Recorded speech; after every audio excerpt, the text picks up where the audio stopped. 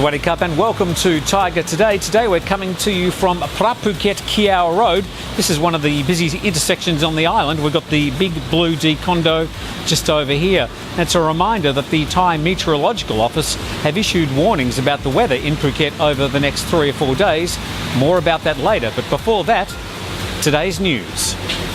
President Donald Trump says he wants to reduce the US trade deficit with Thailand. This was the key message he delivered to the Thai PM in a meeting that marked another sign of warming ties between Washington and Bangkok. The US Trade Representative's office reported that the US trade deficit with Thailand was $18.9 billion last year, the 11th largest faced by the United States. The meeting was a sign of improved ties between the United States and Thailand after the relationship cooled when the Thai military took power back in 2014. Just a little error on the media coverage of the meeting in the Oval Office, with the live satellite news welcoming the Thai Prime Minister Yingluck. No doubt a few feathers will be ruffled over that one. Well, speaking of Yingluck, Thai police have asked Interpol to issue a blue notice in their search for the fugitive ex-PM Yingluck Shinawat. They're now asking the international policing body to issue the notice in 192 countries.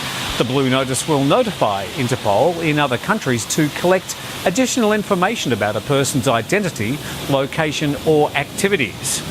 Thai police have also been in contact with authorities in the UK, where some sources say Yingluck is seeking political asylum.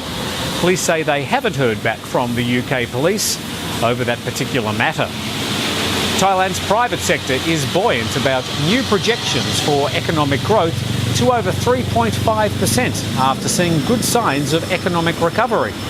The adjustment for GDP growth from its earlier 3.5% projection was made at yesterday's meeting of the Joint Standing Committee on Commerce, Industry and Banking. Meanwhile, the chairman of the Thai Bankers Association said that the recovery was still sluggish in the agricultural sector and will need more time before any real improvements are seen. Now, a public bus driver has been fined 5,000 baht and suspended from driving for 30 days for using his smartphone while driving around Khon Kaen. Speaking of buses, the bus operator reportedly told the transport official that his company had about 70 drivers and he'd always reminded them of the safety of passengers.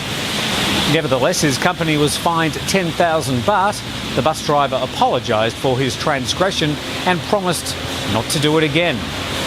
And the Thai Meteorological Department is issuing a weather alert for Phuket, warning of heavy rain causing possible flooding and waves up to 2 metres, which is in effect all the way up to this Friday.